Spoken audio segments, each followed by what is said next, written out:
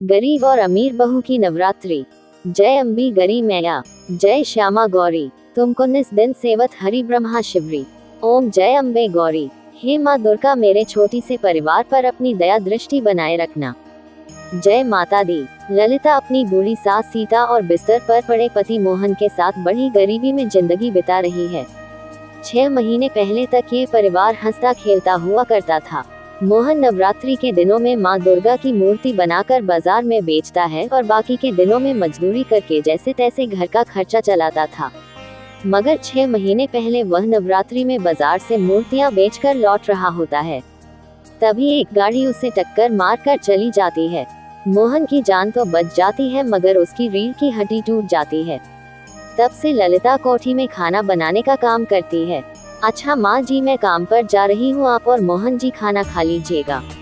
ललिता बहू, 1-2 रोटी तू भी खाती जा, तू पेट से है, ऐसी हालत में तेरा ज्यादा देर तक भूखा रहना ठीक नहीं। माँ जी आप मेरी चिंता मत कीजिए, मैं मालकिन के यहाँ खा लूंगी। ये बोलकर वह गरीब बहू दिल ही दिल में कहती है, हे माँ दुर्गा, मुझे माफ कर देना। अगर माँ जी से झूठ बोलने के सिवा मेरे पास कोई चारा भी नहीं था, क्योंकि आटा इतना कम था कि बस माँ जी और मोहन जी के लिए ही रोटियां बन पाई थी। अगर उसमें से मैं भी खा लेती तो फिर माँ जी को या मोहन जी को आधा पेट खाकर ही रहना पड़ता। ललिता के काम पर पहुंचते ही अमीर घमंडी बह कीर्ति उस बेचारी को बहुत सुनाती है। आओ आओ महारानी, तुम्हारा ही इंतजार हो रहा था। क्यों री, आज कौन सा बहाना लगाएगी? ललिता तू ऐसे नहीं मानेगी, तेरी क्लास सासू माँ ही अच्छे से लगाएंगी।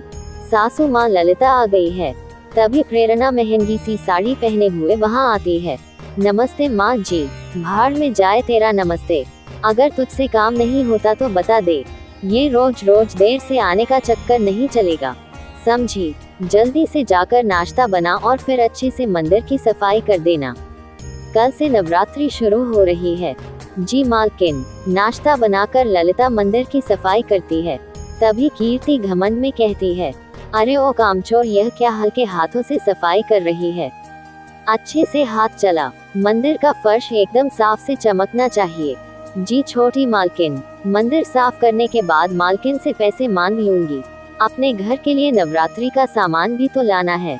सफाई खत्म करके ललिता हॉल में आती है, जहां दोनों अमीर सास बहू एक साथ गद्देदार सोफे पर बैठी होती हैं। मालकिन, मुझे थोड़े पैसे दे दीजिए, कल की नवरात्रि के कलश स्थापना के लिए सामान खरीदना है। अरे मैंने तुझ गरीब की नवरात्रि का ठेका थोड़ी ही लिया है, और वैसे भी माँ दुर्गा तुम जैसे गरीबों के घर में नहीं जाएंगी, क्योंकि जिस गरीबी में तुम जी रहे हो उसमें तुम माँ दुर्गा को नवरात्रि में क्या ही जड़वा चढ़ाओगा। मालकिन, माँ दुर्गा महंगे चढ़ावे से खुश नहीं होती बल्कि सच्ची श्रद्धा भक्ति से प्रसन्न होती हैं। ये सुनकर प्रेरणा की अमीर घमंडी बहू का नोट गरीब ललिता के मुंह पर मारते हुए बोलती है, ये ले, ये 20 उठा और जा मना ले इससे अपनी नवरात्रि। तुम गरीबों को बहुत शौक है ना, बड़ी बड़ी बातें करने का करके दिखा, इस 20 से नवरात्रि मैं भी तो देखूं। इस गरीब बहू की दुर्गा भक्ति में कितनी शक्ति है। ललिता आंखों में आंसू लिए रल लेकर बाजार आती है और एक ठेले वाले से हिचकते हुए पूछती है, भैया जी यह नारियल कितने का है? एक नारियल 50 का है। भैया थोड़ा कम लगा लो, मेरे पास बस 20 हैं। एक ही दाम है बहन जी, रहने दो, ये नारियल खरीद तुम्हारी हैसियत नहीं है। बेचारी ललिता उदास मन से बाजार से रोते हुए रास्ते पर चलने लगती है। मैं जानती हूँ माँ दुर्गा, आप अपनी इस गरीब भक्त की परीक्षा ले रही है। अचानक सड़क पर एक गरीब बुढ़िया नवरात्रि का सामान बेचते हुए दिखती है। जय माता दी, आओ बेटी नवरात्रि का सामान खरीद लो, देखो नारियल चुनरी फूल सब है मेरे पास। मगर अम्मा, मेरे पास आपको देने के लिए बस 20 हैं। कोई बात नहीं, तुम वही दे देना। नवरात्रि का सारा सामान खरीदकर ललिता खुशी से भरकर माँ दुर्गा का धन्यवाद देती है और घर आ जाती है। बहुत अच्छा हुआ बहू जो तू नवरात्रि का सामान ले आए, वरना मैं तो भूल ही गई थी। मगर माँ दुर्गा की मूर्ति कहाँ है? माँ जी, उसके लिए मेरे पास पैसे नहीं बचे। अगर मैं ठीक होता तो मैं माँ दुर्गा की मूर्ति बना देता। जाने कौन सी गलती की मैंने जो माँ दुर्गा ने मुझे इतनी बड़ी सजा दी। आजी ऐसा मत कहे, माँ दुर्गा अपने भक्तों की झोली में सिर्फ खुशियाँ देती है, दुख नहीं देती। माँ दुर्गा बहुत दयालु है, देखना वह आपको जरूर ठीक करेगी। मुझे अपनी माँ पर भरोसा है। फिर वह गरीब गर्भवती बहू मिट्टी गूंथकर उससे माँ दुर्गा की सुंदर सी मूर्ति बनाती है और अगले दिन घर में नवरात्रि की स्थापना करके वह माँ को चीनी का भोग लगाकर आंसू भरी आंखों से कहती है, माफ करना माँ, मगर कि इस गरीब भक्त के पास इतने पैसे नहीं कि वह आपको पंचमेवी का भोग लगाए। जो है यही है। पूजा के बाद ललिता नवरात्रि का निर्जला व्रत कर काम पर आती है। आ गई तू, चल जल्दी से मंदिर में लाइट्स लगा दे और मूर्ति का श्रृंगार कर दे। फिर पंचमेवे का प्रसाद बना देना और मैं सासू माँ तैयार होकर आते हैं। गरीब ललिता भजन गाकर बड़ी ही खुशी से माँ का श्रृंगार करती है। वहीं अमीर बहू कीर्ति महंगी सी साड़ी गहने पहनकर मेकअप करके मंदिर में आती है। मालकिन प्रसाद बना दिया है, भोग लगा दीजिए। कीर्ति नाक चढ़ाते हुए कहती है, ये प्रसाद कितना चिपचिपा सा है, कहीं इससे मेरी महंगी साड़ी खराब ना हो जाए। एक काम कर, तू ही भोग लगा दे और जल्दी से जाकर हमारे व्रत का खाना बना दे। रसोई में व्रत वाला कोटू का आटा, चावल, नमक, घी सब रखा है। इस तरह से नवरात्रि के व्रत के नाम पर अमीर सास बहू सब कुछ खाती हैं। वही 9 महीने की गर्भवती होकर भी गरीब बहू अटूट श्रद्धा से नवरात्रि का निर्जला व्रत रखती है और इसी तरह से 8 दिन हो जाते हैं। मालकिन, मुझे पैसे चाहिए, कल नवरात्रि है, मुझे कंजा खिलाना है।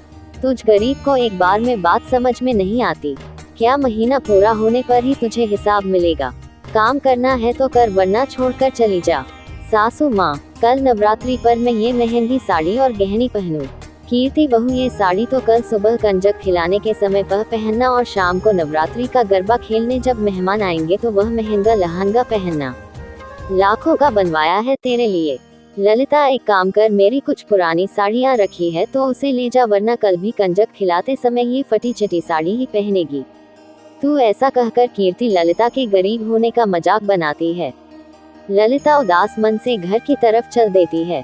हे माँ दुर्गा, कितने मन से मैंने आपकी नवरात्रि रखी थी, मगर मेरे पास इतने भी पैसे नहीं कि मैं कल कन्याओं को कंजक खिला सकूं। घर पहुँचते ही ललिता देखती है कि रसोई घर में आटा, सूजी, घी, मेवा, चना सब रखा है। माँ जी, यह सारा सामान कहाँ से आया? बहू, तूने ही तो उन बच्चियों से यह सारा भिजवाया है। ये सुनकर ललिता को समझते देर नहीं लगती कि यह सब माँ दुर्गा का चमत्कार था। वहीं दूसरी तरफ प्रेरणा और कीर्ति के घर में सजावट के दौरान आग लग जाती है और सब कुछ जलकर खाक हो जाता है सिवाय माँ दुर्गा की मूर्ति के। नवरात्रि की सुबह ललिता हलवा, पूरी और चने का प्रसाद बनाती है और माँ की आरती करती है। हाथ जोड़ के खड़ी हूँ तेरे द्वार, मेरी माँ पूरी कर दे मुराद। एक बार मेरी माँ तेरे कंज के बिठाओ, हर बार पूरी हलवा खिलाओ, हर बार तेरी जूत चलाऊं, लाल चुनरी उड़ाओ, माता रानी ओ मेरी माता रानी। इतने में 9 छोटी कन्याएं उस गरीब बहू के दरवाजे पर आकर खड़ी हो जाती हैं। माँ, हम अंदर आ जाए? आपके घर से पूरी हलवे की बहुत स्वादिष्ट खुशबू आ रही थी, इसीलिए हम यहाँ कंजक खाने आए हैं। अच्छा किया, आ जाओ। बहू, मैं इनके पैर धोती हूँ और टीका कलावा बांधती हूँ, तब तक तू प्रसाद की थाली लगा। गरीब सास सभी कन्याओं के पैर धोकर उन्हें टीका लगाती है और कलावा बांधती है। वहीं गरीब बहू उन्हें कंजक खिलाती है। थोड़ा और हलवा दो, हमारा पेट भर गया। सभी कन्याएं गरीब सास बहू को आशीर्वाद देती हैं, जिसके बाद वह बिस्तर पर पड़े मोहन के पास जाकर आशीर्वाद देकर चली जाती हैं। तभी ललिता देखती है कि जहाँ जहाँ उन कन्याओं ने अपने पैर रखे थे उन जगहों पर सोना ही सोना होता है। और तभी मोहन भी बिस्तर से उठ खड़ा होता है। माँ, मैं ठीक हो गया, मैं ठीक हो गया। देखो ललिता, मैं ठीक हो गया। ललिता पर पड़े कन्याओं के पैरों के छाप पर अपना सर रखकर कहती है, शुक्रिया माँ दुर्गा, जो आज आप अपनी इस गरीब भक्त को दर्शन देने के लिए मेरे घर में आई थी। ये गरीब ललिता की अटूट श्रद्धा भक्ति ही थी जिसका फल नवरात्रि पर माँ दुर्गा उसी धन धान्य से भर देती हैं। वही झूठे दिखावे के चलते माँ दुर्गा अमीर बहू से उसका घर बार सब कुछ छीन लेती है।